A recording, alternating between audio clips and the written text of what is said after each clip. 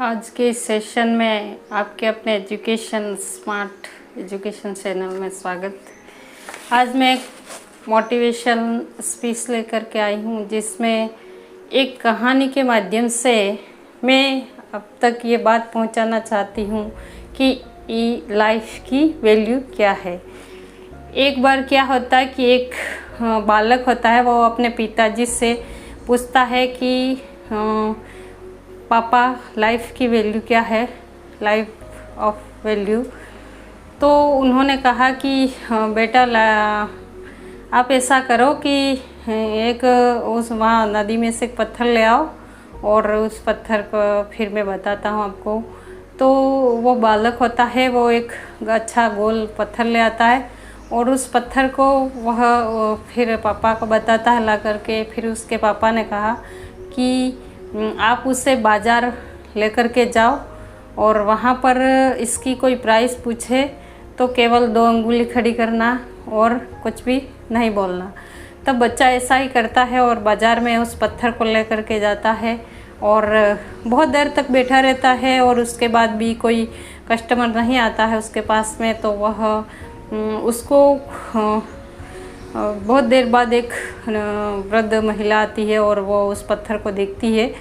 तो वो पूछती है कि इसकी क्या प्राइस लोगे। तो बच्चा कुछ नहीं बोलता है, सिर्फ 2 अंगुली खड़ी करता है।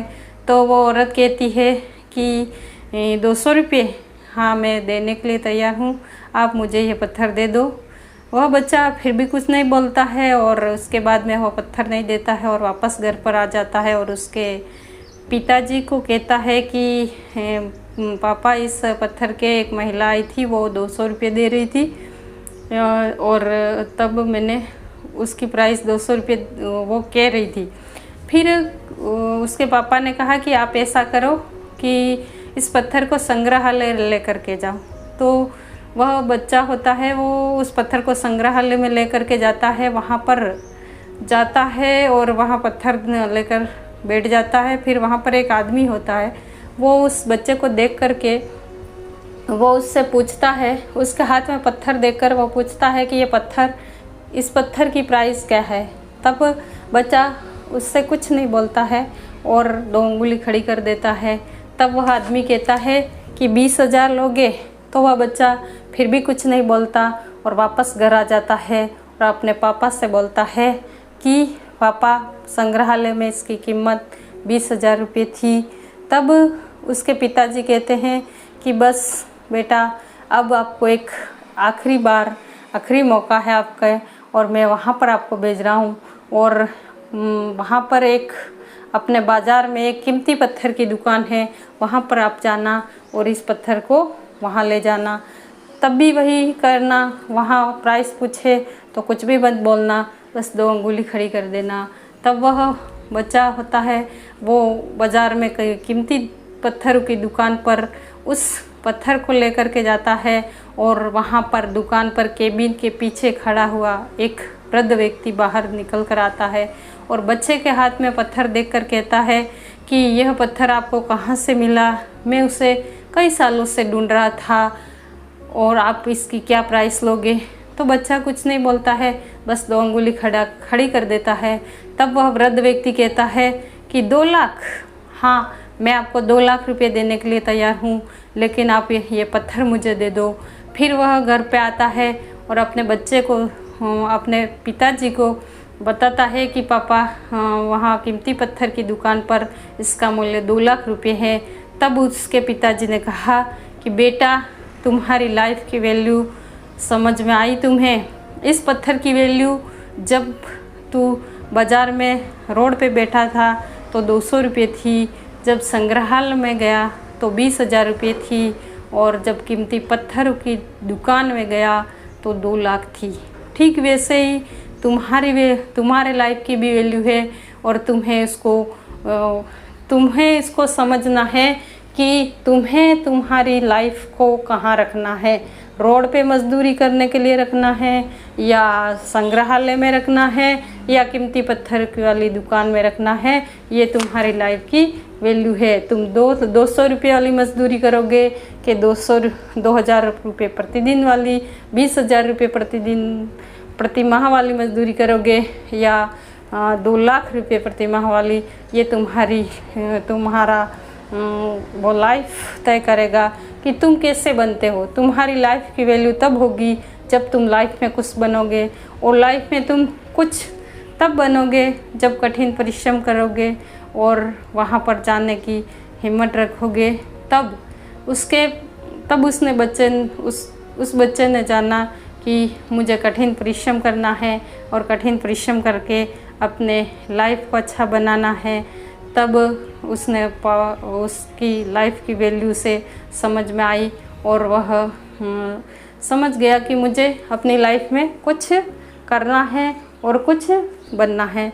उसके बाद में संस्कार की एक कहानी है कि जैसे एक बहुत ही वायरल हुई थी, वो कहानी सबने सुनी होगी कि एक प्रोफेसर बेटा होता है, वो अपनी बूढ़ी माँ को, जब उसकी माँ उसे बहुत गरीबी में पढ़ाती है और वह उसको बड़ा करती है, विधवा होती है, उसके बाद में वह प्रोफेसर बनता है और अच्छा सा मकान, सब ठीक चलता है।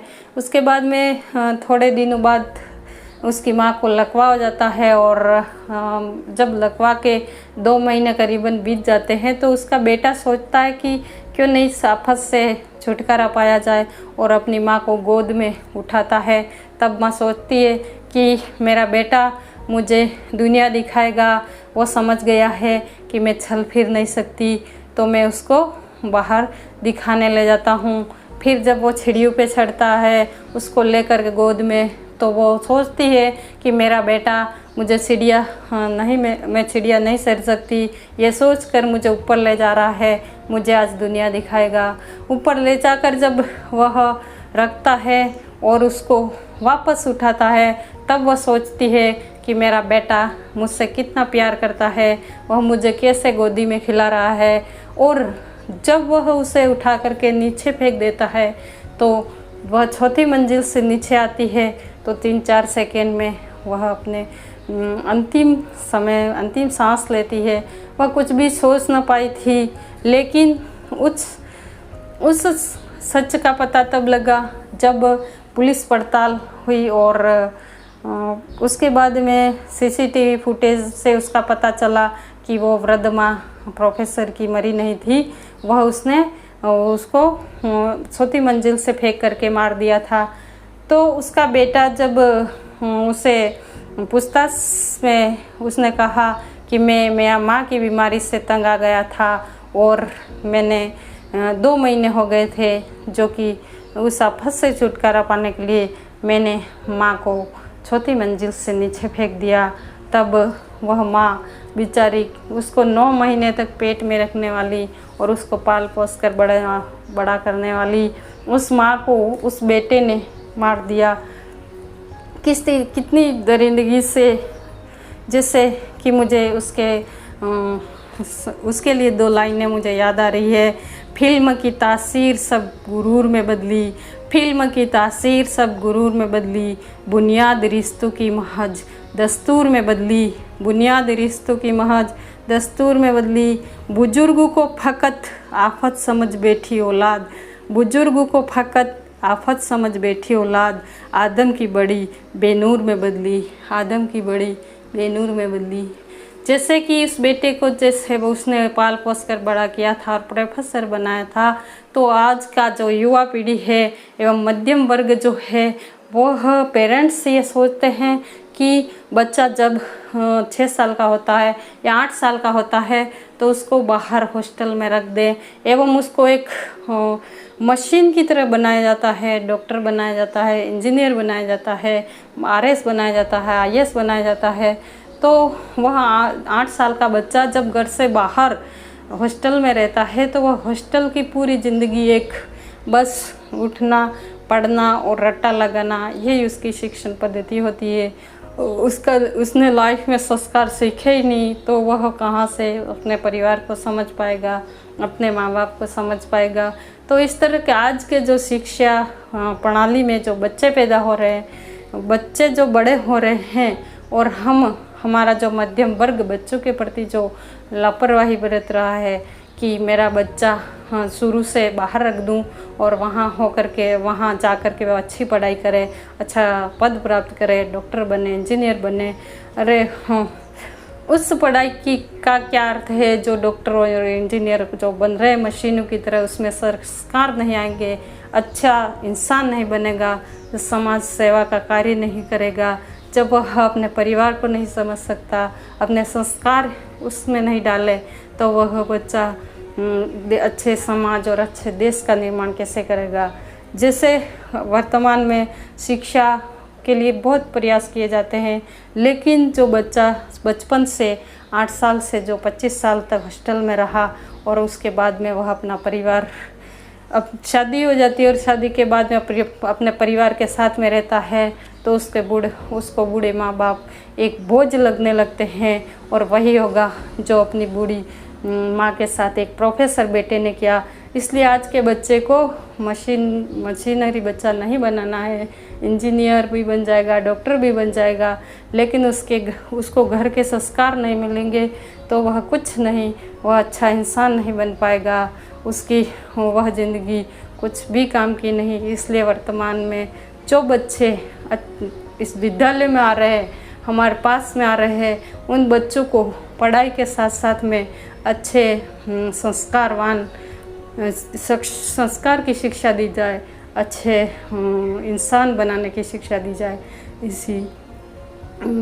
इसी बात के साथ में मेरी बात को ख़त्म करती हूँ। थैंक यू, धन्यवाद।